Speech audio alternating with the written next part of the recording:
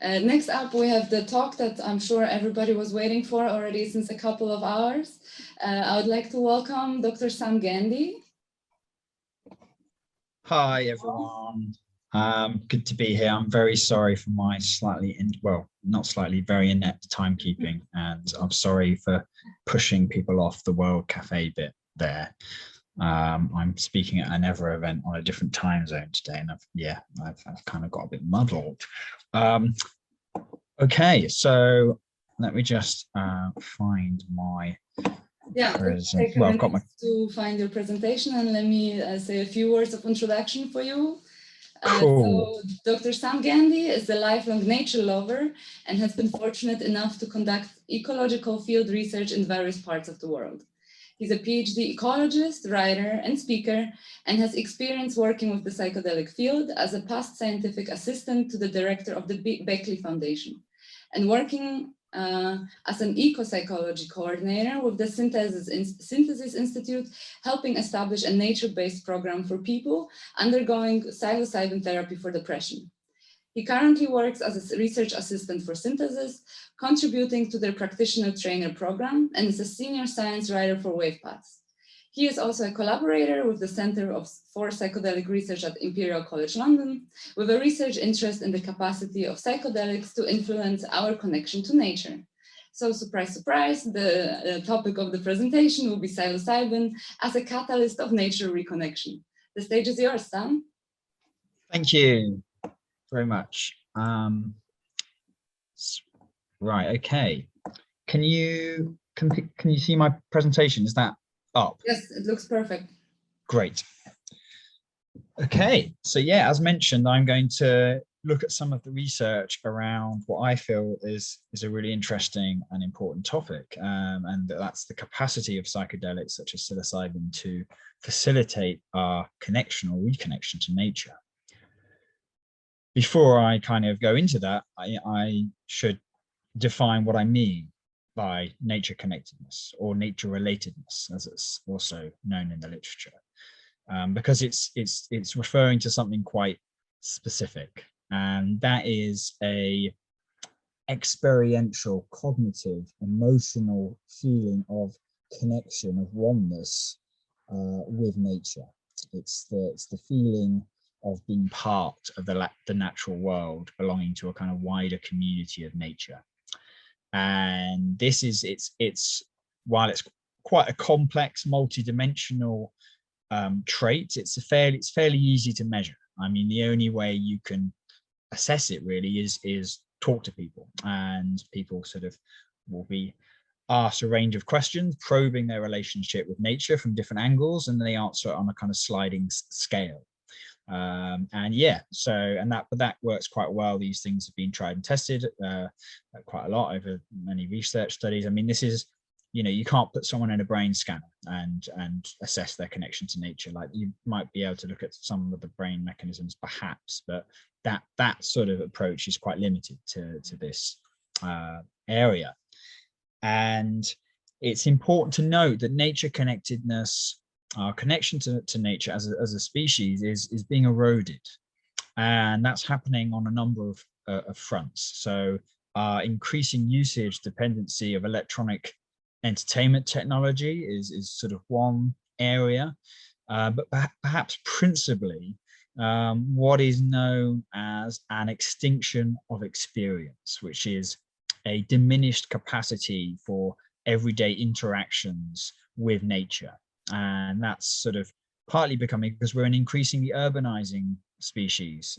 Half of all humans live in cities now, and by 2050 it's going to be close to 3/4. And urban environments tend to have less non-human life present.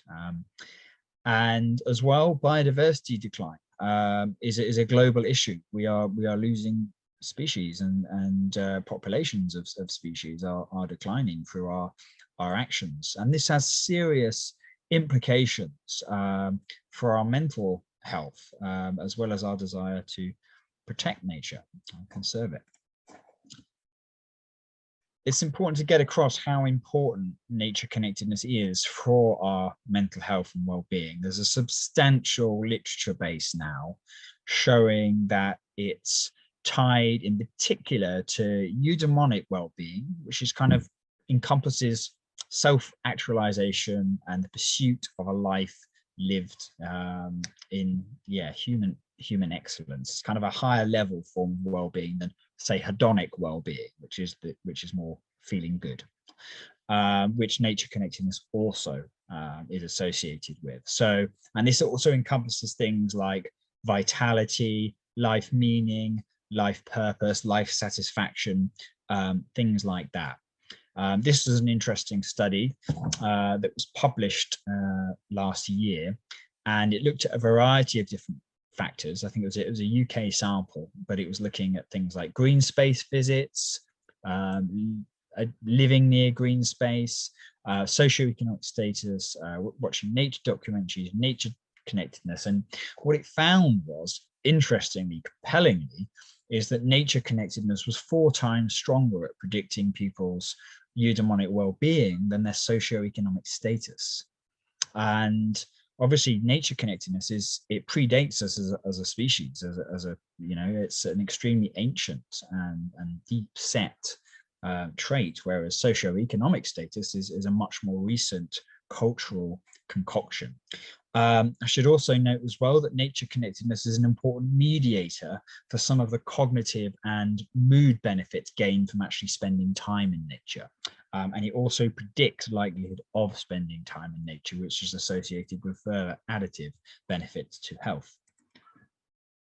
Importantly, and relevant to the times we find ourselves in, when our species is orchestrating the 6th great mass extinction of life on this planet, the root of which likely is our increasing disconnection from nature. But nature connectedness is a strong, if not the strongest, single psychological predictor of pro-environmental and pro-nature behavior.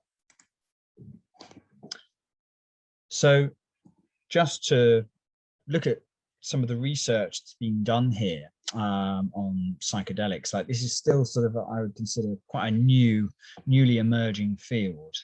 There's been a few kind of retrospective survey studies, and they've noted this association between total lifetime usage of classical psychedelics and people's nature relatedness.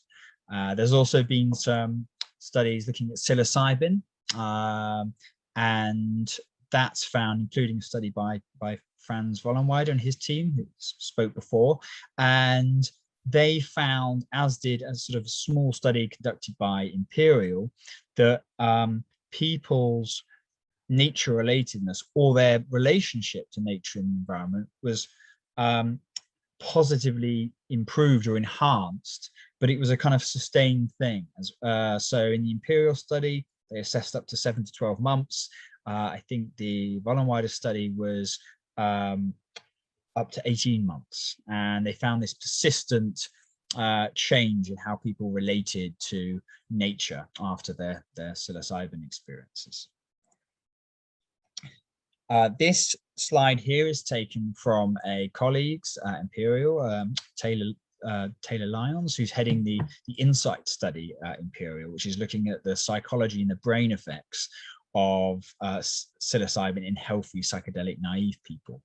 And we're sort of collaborating on the nature connectedness side of things. And yeah, we found some really robust effects of psilocybin on nature connectedness. And this is all the more interesting because nature connectedness is quite a deep set trait. It's not particularly malleable to change, or at least sustained change. It's partly made up of personality traits. It's partly through childhood encounters with nature, through direct experience, through education, through a sort of a entourage effect, a symbiotic entourage effect of cognitive, affective, and experiential facets. And yeah, just to kind of compare to pre-existing nature-based, nature connection-based interventions. So these are things like nature immersion or wilderness retreats, things like sort of programs that encourage daily contact with nature, active engagement with nature, nature-based educational programs, things like that. And they do work, but they're sort of variable in how effective they are. They tend to be quite time and resource heavy. So these are kind of often like day-long or multi-day or even multi-week long programs. And yeah, from the literature that I've looked at, and I feel like I've delved into it fairly deeply, there seems to be a lack of interventions that can facilitate long-term change. Like, I've not really found compelling evidence for an intervention producing robust effects beyond about 3 months post intervention. Compare this to, you know, bearing in mind it's still early days in terms of the research, but it seems that psilocybin is quite effective at eliciting kind of really quite rapid, robust, and also sustained, notably, increases in nature connectedness. And these can last a year or more. And the really interesting thing here, perhaps the most interesting aspect of all of this, I think, is that psilocybin can facilitate these enduring shifts in how people relate to nature, even when administered in a clinical environment that's very much lacking in nature. And this is an interesting point, because all those interventions I mentioned on the slide previously, unsurprisingly, nature is very much the focal center point there. And those interventions are performed with the prior intent of increasing nature connectedness. Psilocybin can affect this change when administered in a non-nature rich or clinical environment without the prior intentionality to do so. And that's something quite novel and unique. This is some research I was involved with in collaboration with Imperial. So this was a prospective survey study with quite a good sample size, and looking at many different aspects of data, but we looked at the nature relatedness aspect in particular. So again, this was looking at lifetime usage of classical psychedelics, and we found this very clear and robust effect of sort of total lifetime usage and then people's nature relatedness at baseline. We did also find, though, that there was a noticeable increase in nature relatedness after a single use of psychedelics, so in psychedelic naive people as well. We also found, kind of echoing a lot of other research, that the nature relatedness increases were very much correlated with psychological well-being increases as well. And we found that it was access to natural environments or settings during the acute psychedelic experience and ego dissolution experiences occurring in the acute experience. They were both predictive of nature relatedness increases. And here's just a few accounts from the Imperial studies, which I think kind of get across how this connection might be kind of experienced in the sessions themselves. Before, I enjoyed nature. Now I feel part of it. Before, I was looking at it as a thing, like TV or a painting. You're part of it. There's no separation or distinction. You are it. I felt like sunshine twinkling through leaves. I was nature. So yeah, just to touch on the ego dissolution experience, which seems to be a sort of important part of the story here. So, you know, under a high dose of a psychedelic like psilocybin, the default mode networks functioning can be altered, and that's thought to sort of maybe be the basis for the ego or the sense of self. There might be other brain networks involved as well, but the default mode network, it seems to be an important part of the story in terms of what's happening on a neuroscientific level in the brain. And when the sort of default mode network is kind of powered down, in a sense, one of the things it sort of, you know, that the ego is charged with is, you know, feeling like an individual that's separate from the world and universe around them, because that's what evolution dictates is kind of a necessity. And once that sort of breaks down, then perceived boundaries between self and other, or self and nature, dissolve potentially. And this can be a quite profound experience. I mean, it's correlated with the mystical experiences that occasioned by psychedelics. And it seems that this sort of perspective shift can potentially elicit like deep feelings of unity and oneness with the world, with nature, and the sort of memory of that experience leaves an indelible mark.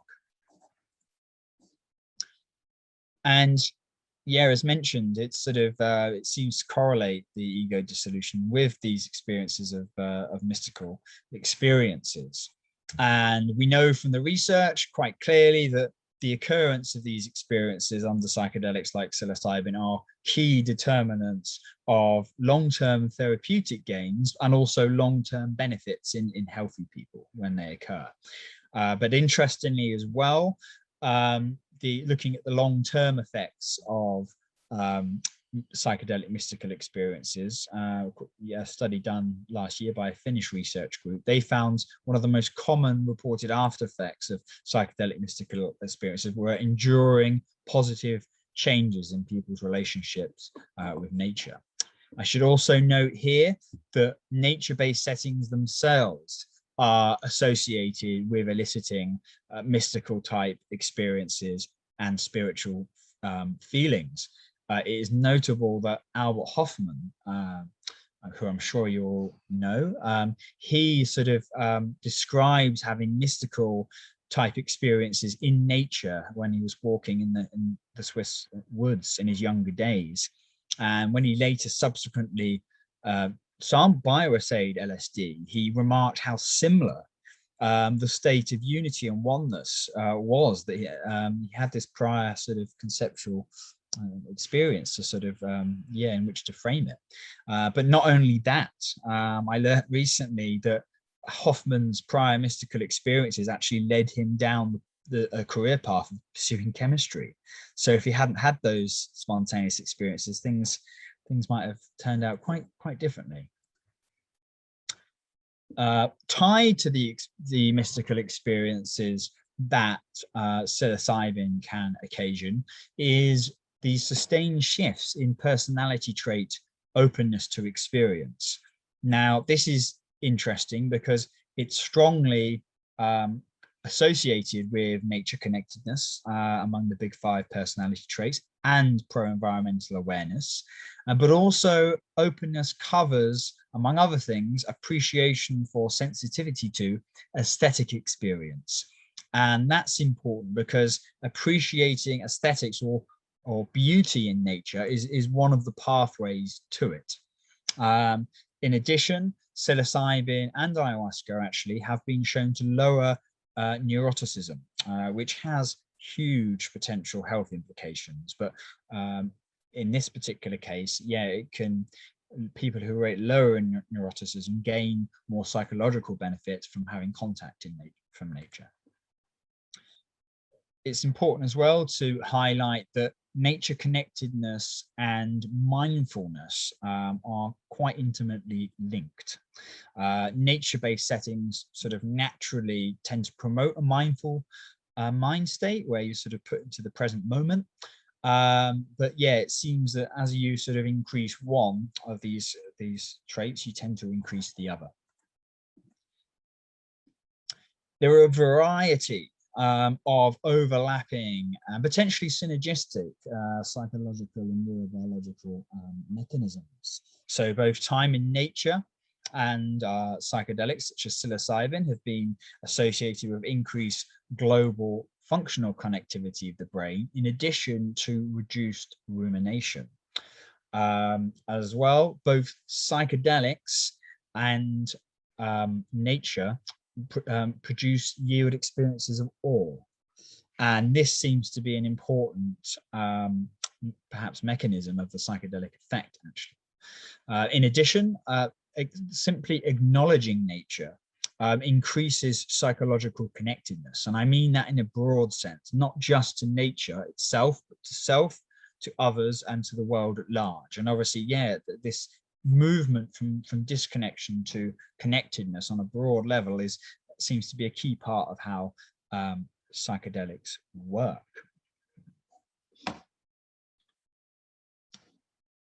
So with this in mind, and the sort of potential synergistic overlap between contact with nature connectedness and psychedelics, could we be doing more to maximize the potential benefit here, the symbiosis? And I feel like we could be.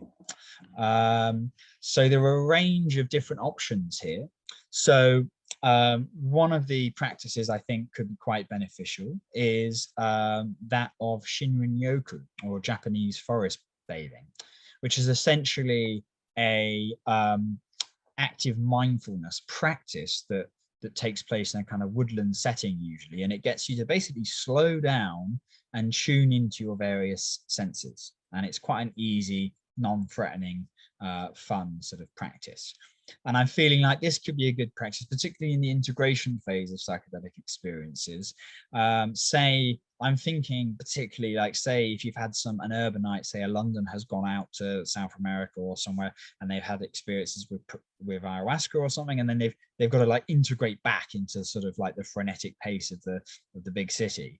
And that potentially, I think, can be, when you're still sort of a bit raw and open post psychedelic, having a practice like this could really help kind of soften the landing in a sense. And we know as well that when you're in that sort of post psychedelic state, there can be this potential sustained increase in awe. So the awe is not necessarily just an acute thing experienced under the psychedelic, but you can be more awe prone post psychedelic, according to some of the qualitative research on psilocybin. And that's really interesting because there's a lot of positive mental and physical effects ascribed to the experience of awe. And one of the things we could do to maybe sort of expand on this is awe walks. So there's a study published last year, and it looked at this really quite simple intervention where people had a walk for 15 minutes once a week over an 8-week time frame of this study. And they were simply asked to, or it was suggested to them to sort of tap into their childlike sense of wonder at the world and seek out experiences of awe. And they found that people's over the time frame of this study, people's emotional distress went down, positive pro-social emotions elevated, and at the same time they experienced more awe. The more they sought it out, the more they actually experienced. And I feel like, yeah, awe walks in natural settings could be potentially really useful. Horticultural therapy practices might be interesting to incorporate. One of my friends and colleagues, Dr. David Luke, did a study, or one of the earliest survey studies on this sort of ecodelic aspect to psychedelics. And he found in his sample that 50% of people post-psychedelic, as well as everyone reporting feeling more connected to nature following classical psychedelic use, 50% of his sample said they'd taken up gardening more to varying degrees following their psychedelic use. And gardening has a lot of fantastic health benefits, both physical and mental. And I'm feeling like, yeah, we could potentially incorporate some garden-based therapy practices, such as, say, tending a patch of soil as you're tending your psyche before going into this experience. Maybe planting a seed and taking that away with you to nurture this plant as you're hopefully nurturing the insights and grounding those insights that you've had from your session.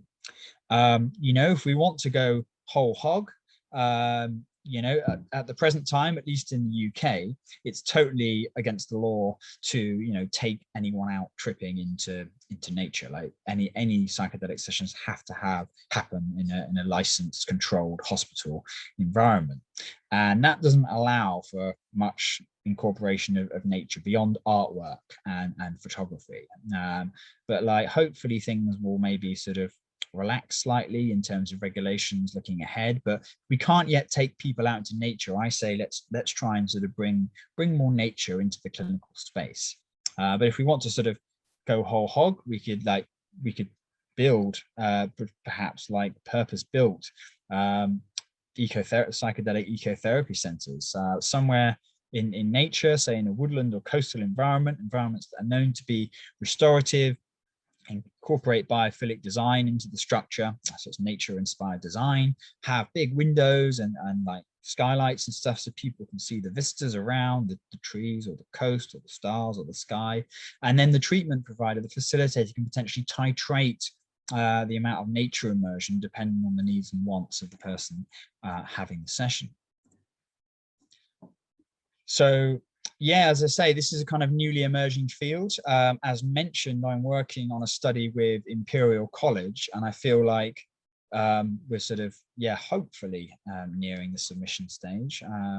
And I feel like, I can't say too much, but I feel like it will be a significant step forward, hopefully, for this field, because it will present a large sample size, placebo-controlled, both a clinical and a healthy group. And I feel like the results are going to be quite exciting and compelling. So that's sort of up and coming, hopefully in the next few months. I'm also involved in a collaborative study looking at ayahuasca and nature relatedness in a traditional indigenous shamanic context in Peru. In order to take the research further beyond that, we really need control over the settings, natural settings that people have access to. So the survey study I was a part of previously, we were kind of relying on self-reported data in terms of people having access to natural settings. So there was no sort of control there. So that will be an important thing moving forward that I think needs to happen. This is a paper I wrote on this. So this is with a few different scientific collaborators, and Dr. Ros Rotz, particularly, she brought her therapeutic expertise in, which was very valuable. And this is the potential synergistic effects between psychedelic administration and nature contact for the improvement of mental health. And that's open access. And so if you want to kind of have more of a delve into the literature around this topic, please check it out if that's of interest. So yeah, just to wrap this up,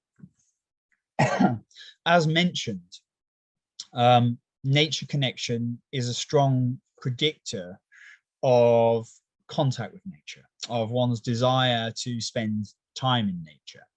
And this is important because nature contact at this time is a highly undervalued and underutilized health promoting resource. So there's great benefit there if you can kind of form this sort of strong link between someone and nature, potentially using a psychedelic as a catalyst, particularly because this shift that occurs tends to be quite enduring. That has potentially big implications for their health. And at the same time, there's a notable lack of interventions for reducing people's environmentally destructive behavior. We've got a lot of data, now scientific data on the scale of what we're sort of doing to the planet on a number of different fronts, but it's not, scientific evidence alone is not sufficient at producing change at the needed speed or scale. And that's because nature connectedness, which, as I mentioned before, is a really strong predictor of pro-nature awareness. It's not a rational, knowledge-based thing. It's something emotional and experiential and direct. And, for all our sort of, trying to be sort of rational beings, we're fundamentally pretty irrational, emotional beings. So yeah, this is an important part, I think, of the story. And yeah, I mean, I feel like it's important not to be evangelical here. I don't see psychedelics as a panacea or a magic bullet, but I see them potentially as very valuable catalysts of connection. And I feel that they could be really important agents and tools if used well, intentionally, as agents of nature connection. Thank you. Thank you so much, Sam. It's really, truly remarkable, everything you said. And there were a lot of questions coming in throughout your presentation. I can also read them out to you one by one. Would you mind just for a second pull up the slide with the references? Because there were some numbers on the slides and people have. Oh yeah, no, I don't. So I would need to.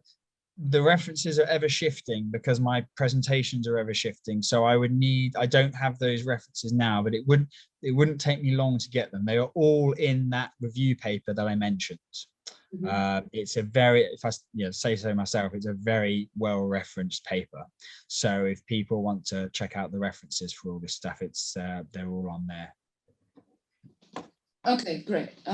So I'm just gonna move on to the other questions.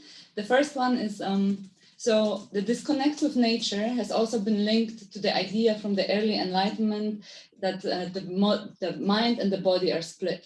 So that our disconnection is already on the level of not feeling fully embodied at the first place. So can rediscovering nature also be framed as losing our fixation on the mind? And might this framing have advantages in your opinion? Yeah, no, interesting kind of question. Like yeah, it interests me, this disconnect. I feel like it's quite deeply ingrained, I think the Abrahamic religions, I think Christianity, there is debate over it, but I still feel like the Bible and the book of Genesis and stuff, it's not a particularly like ecologically harmonious view. It sort of makes out that humans are made in God's image and the other animals and other things are sort of not of that level, and they're essentially there to be used as a resource essentially. And then then came Descartes and the sort of scientific enlightenment, and then it was like we took another step away from nature, in the sense that like mind and matter are separate. Again, all animals are essentially like complex machine entities that don't really possess soul. So it's sort of, it's a shame that the roots of science, kind of the scientific thought and method, sort of developed from there. And it's like, finally, I think there's some sort of pushback now, because then if you look way back, we were, well, here in the UK, we were pagan before we were Christian, and that's very much a nature worshipping religion. And then before that, and independently all over the world, you get animism, the view that everything is alive, even seemingly non-living things like rivers and mountains and all these things. So I don't know if I've kind of gone off on a bit of a tangent there. I'm just trying to find that question, but I hope I hope that's sort of okay.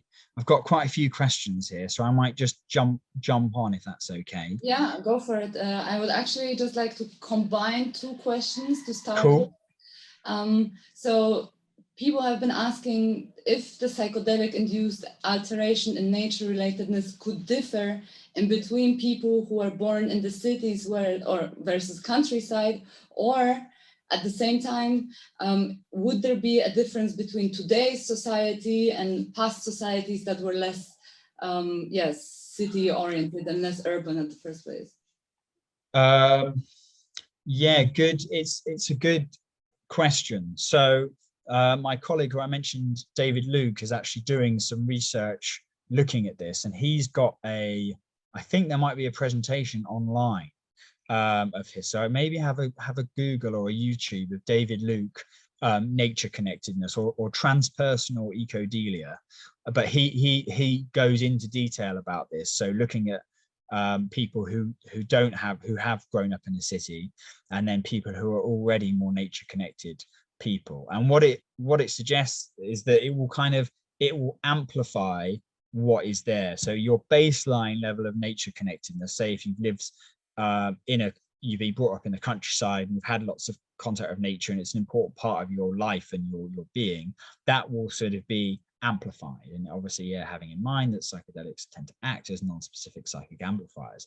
That being said, what I find compelling, and this is kind of just going off on my own, I guess, interpersonal encounters, sort of being involved with this, is having people kind of come up to me or approach me, saying that they literally, nature was not on their radar. It was not an interest or a priority, or a concern really. And then it took one psychedelic experience and they kind of turned on and tuned into nature, and that was a permanent thing, it seems, or certainly a long-term shift in their life priorities. So that's what kind of, I guess, excites me, sort of, getting a bit speculative, is the potential of psychedelics to kind of bring non-nature people, loving folk, into the fold. In terms of how things have changed, I mean, things have changed very quickly in terms of our urbanization, in terms of biodiversity loss, in terms of ecological degradation and things like that. So we were, in the not too distant past, we were kind of much more nature connected people. I think the advent, if you look back, compare some of the hunter-gathering societies compared to sort of farmers in some parts of the world, I think farming, not that it has to, but farming took a step away from nature, because it made nature a kind of resource to be managed and grown, and other life forms that would compete with that might probably lose out to humans in that case. And then again, the industrial revolution, industrialization, and sort of exploiting the earth for resources, for minerals, for things like that. So there's been a few kind of steps away, and I think potentially the internet and electronic entertainment technology is the most recent step away. Not that those technology has to be a negative force, it's very much context dependent how it's used, but it is being a negative influence in some parameters. So Japanese practice in woodlands, Shinrin-yoku. Shinrin-yoku, Japanese forest bathing. It's really nice, easy, fun. You do it in pairs, practice. May I ask for the references on nature-based setting? Let me just, I can find that for you right now. Just bear with me a second. Some neurobiological connectedness, mystical experience. Here we go. Right, okay, so I'm gonna copy and paste the answer live, type answer, I guess. There you go. So that's just taken from my paper. I hope did that come through, Ralph? Oh no, sorry, not Ralph, someone else. Hopefully that came through. I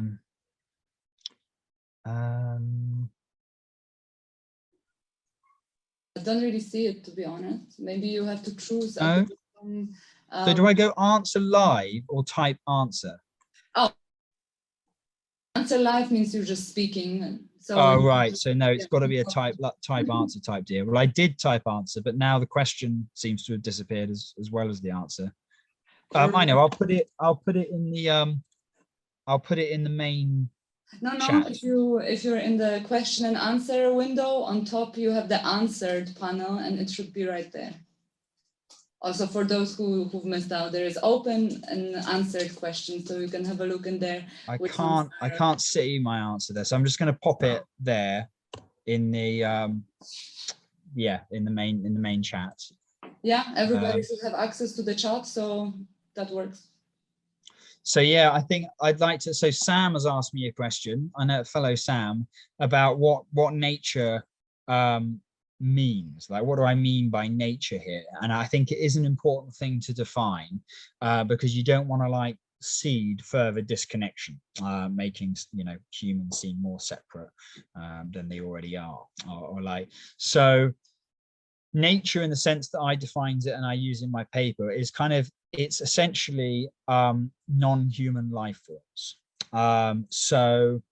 And the, I guess, abundance or richness or diversity of those. So nature can span anything from, like a little patch of grass, even a few individual plants in one's vicinity, to like pristine forests, mountains, wilderness. And I feel like, we don't want to seed further disconnection, but it's worth acknowledging that there's a very profound difference how, say, a frenetic urban environment affects human psychology and physiology to a more sort of nature-rich environment. So yeah, I would consider perhaps nature-rich environments, or nature, as I mean, it would be more environments prone to provoking biophilia. So biophilia is our innate love of nature.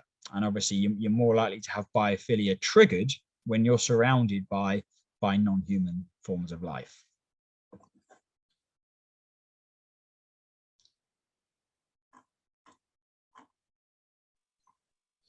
Are there still more questions? I think so, yeah. Let's try. Oh yeah.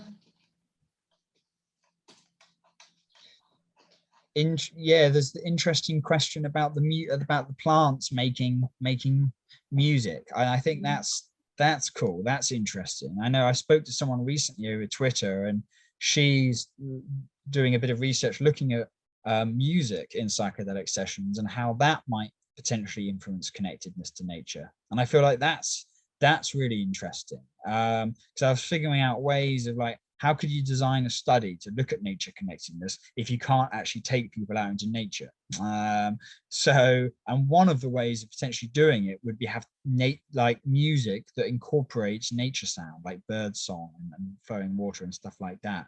But so yeah, so it's kind of like still in a kind of hypothetical stage right now. But yeah, no, interesting. With the plants of the MIDI synthesizers, I have heard about those, but I'm kind of out of the loop with that. Very interesting indeed. But probably it does make sense just to play some nature sounds and birds in the background and imitate the environment, even though it's a laboratory setting. Although there are already studies that take the portable EEG cup into the natural setting as well. There was one study with DMT. There's definitely possibilities. I've spoken to a friend and colleague, Chris Timmerman, who's a DMT researcher about the mobile EEGs. I think he'd be quite interested in doing some research in natural settings. It'd be nice to see. I mean, it was really interesting, hearing Franz Rollenweider's talk about the effect of the mindfulness meditation retreat. I've just literally been, for a paper I'm writing, I've been delving into this. And I think, I think there's 20 people in this study, and I think 19 of them 95% had a complete mystical experience as a result of being in the Zen Buddhist meditation retreat setting in the Swiss Alps. And, I'm sure that like the meditation was a big part of that, the mindfulness practice. But then I wonder how much the actual setting there and being in a kind of peaceful nature, which there's a fantastic view kind of setting was, and being in nature itself can sort of put you in a kind of meditative, reflective, mindful state. So I wonder if we could kind of potentially weave more natural settings, some kind of nature-based mindfulness setting could be really interesting with something like psilocybin, because it's kind of, you get the benefits of the mindfulness and the meditation in there, but then you would also potentially weave in some nature immersion too, which might be fruitful. I have actually another question. So you were showing us some results from your colleagues in Imperial College London. And from what I've seen, I think the longest follow-up was after 12 weeks, if I'm correct. Have you also seen some longer time periods of the follow-up, and was the effect just as strong? Oh, right. So no, the survey study that I was a part of, we looked to up to 2 years post psychedelic session, and we found like a really quite it was a kind of suspiciously high increase after those 2 years. I guess there'd been a bit of self-selection bias, because people sort of might have been more motivated to fill in data at that time point if they'd been sort of more, I guess, nature inspired or connected through their psychedelic use than possible subsequent psychedelic use, which could have had a kind of compound effect there. The Imperial research, the other study I mentioned looking at psilocybin, that looks from 7 to 12 months, and the study that I'm a part of now and the ayahuasca study, so the 2 studies I'm involved with. They're both looking at 6 months from post session as a follow-up. From your intuition, do you think it's something that flips people for a lifetime, or will the effect fade away some years later and yeah, people would be not interested in nature anymore after some time? Or what do you think? You know what, interestingly, because it's you know, when it comes to, say, depression scores, looking at some of the early studies that Imperial have conducted, you know, like, it's important to sort of state that psilocybin is not, it's not a cure, not for most people. It's a treatment, not a cure. And you know, after about, say, 3 months, people with major depression, often their depression scores are starting to kind of creep back up again. And it's important to sort of kind of acknowledge that. But one of the things that really interests me about this nature connection thing is it seems to be a really quite sustained shift. And I can't really say, I guess, too much, because our data has not been through peer review, but I can maybe just give a little bit of a little prelude sneak. And one of the things we found is, as well as this sort of notable robust shift in nature connectedness in people that had psilocybin, both for major depression and just healthy psychedelic naive people, there was this noticeable increase. And at 3 months, it was sort of at that level. And then at 6 months, it was the same. And there'd been no drop off in that time.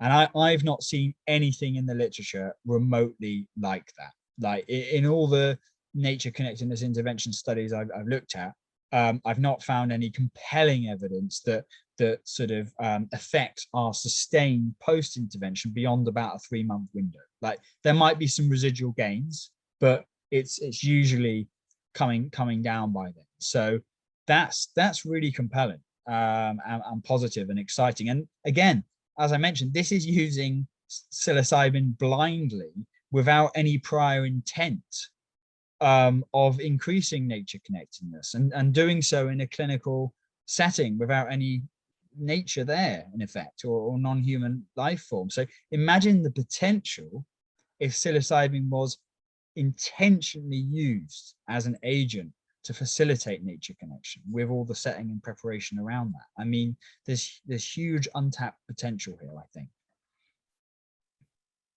Yeah, very interesting. And I think we've covered quite a lot already. I would welcome everyone to ask Sam and extra questions in the chat, or move on to our community network and follow up with the discussion right there. Of course, the recording of this talk will be published soon as well. So yeah, also go ahead and share it with your friends and family and everybody who would like to be interested. And yeah, thank you again, Sam. Thanks everyone for your questions and engagement into the discussion. And right now we will take a 10-minute break and be back at 5 for our panel discussion.